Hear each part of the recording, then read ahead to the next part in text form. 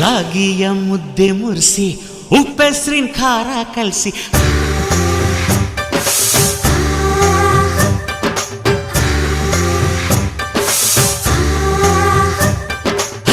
ರಾಗಿಯ ಮುದ್ದೆ ಮುರಿಸಿ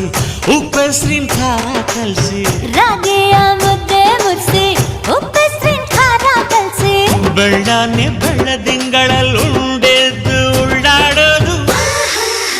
ಬಣವೆಯ ಮೆತ್ತೇಲಿ ಗಂಡನ್ನ ಮುದ್ದಾಡೋದು